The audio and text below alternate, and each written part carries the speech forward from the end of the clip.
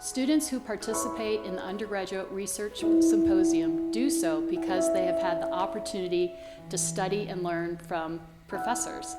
And through that experience, they've developed either a research project or a research study, and then here is the opportunity to share it with their colleagues, with the community. And it is amazing to watch the level of skills that these students have during the symposium. This is a collaboration that was actually largely initiated by a student.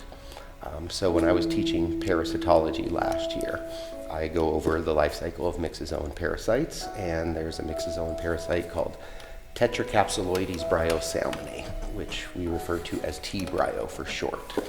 And this was the parasite that caused massive die-offs of whitefish in the Yellowstone River in 2016.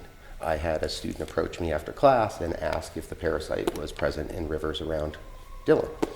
And I was like, that is a good question. I don't know. And I go, but we could find out. My name's Colter Fierstein, and I'm an ecology major at the University of Montana Western. With our results, we hope to give those results to USGS. They did previous sampling in the Big Hole, so we're just trying to clarify some of their results and get our own to help them further research, or maybe help other people further research with T-brio. So the specific goals are to determine the temporal and spatial distribution of the parasite in our local rivers. And by that I'm meaning, when do we find the parasite in the rivers, and where do we find the parasite in the rivers? And to try and correlate that with environmental conditions. It's really important research for the state of Montana, based on the fact that when this outbreak occurred, there was a large portion of the Yellowstone River that was closed for weeks to all recreation, which has a huge financial impact on local businesses. The small grant that we did get from the foundation, that was crucial to me even being able to do this research.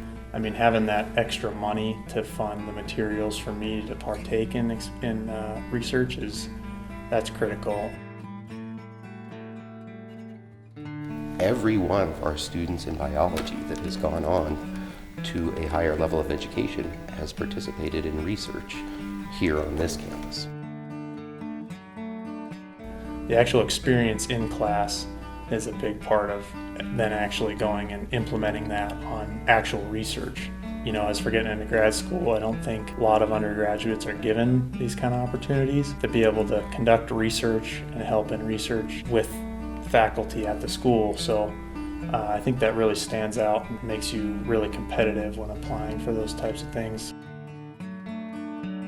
What we do here is experiential learning, and that is participating in the authentic practice of the discipline. And in terms of the scientists, that's what we do, is we do research.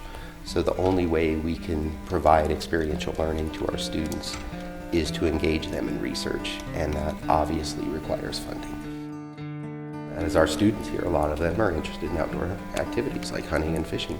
And so if you can involve them in research that directly impact their recreational activities, their interest level just goes through the roof.